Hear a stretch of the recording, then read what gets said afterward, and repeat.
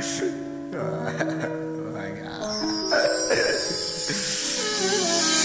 بابا انا كنت عايزك تقول لي انا فخور بيك، كنت عايز حضنك والصريخ فيا، كنت عايزك تشوفني بني ادم مش عيبك، بس خلاص ماتت فيك الحنيه.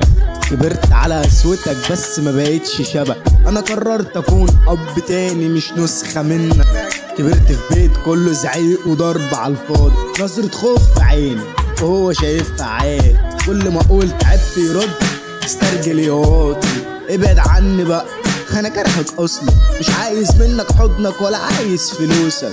كبرت وانا مجروح وشايل وجع سنين، بضحك في وش الناس وجوايا بركان حزين، حاسس ان عالم ماليش لازمه في المكان، كل ما اطلب حضن الاقي الباب في وشي اتقفل تاني. ليه بتكرهني؟ انا ابنك مش عدو ولا حد غريب عني، انا اللي كنت بضحك لك وانت بتضربني من غير سبب، كنت كل ما اقرب كنت بتبعد وتقول له اتربى يا كلب.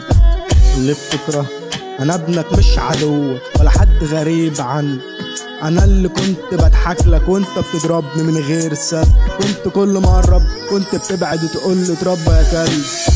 حاسس بخنق الدنيا زي القبر ضيق، وصحابي مش فاهمين وانا مش قادر اشرب، كل الناس حواليا بيقولوا شد حيلك، وانا طالع ميتين ومش قادر اقف على حيلي.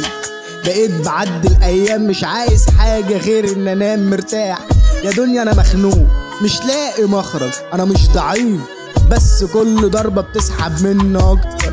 نفسي في يوم حد يحس بيا من غير ما اشتكي، نفسي اعيش من غير ما اخاف من غير ما اتظلم. لو انت زيي وبتسمعني دلوقتي اعرف انك مش لوحدك، حتى لو محدش فاهمك سيبك وجعنا واحد، بس يمكن الصوت يوصل ويمكن نبقى لبعض نور في وقت كله ضلمه.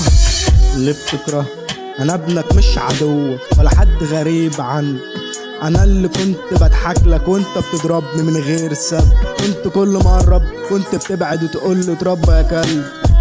اللي بتكره انا ابنك مش عدوك ولا حد غريب عني، انا اللي كنت بضحك لك وانت بتضربني من غير سبب، كنت كل ما اقرب كنت بتبعد وتقول له اتربى يا كلب.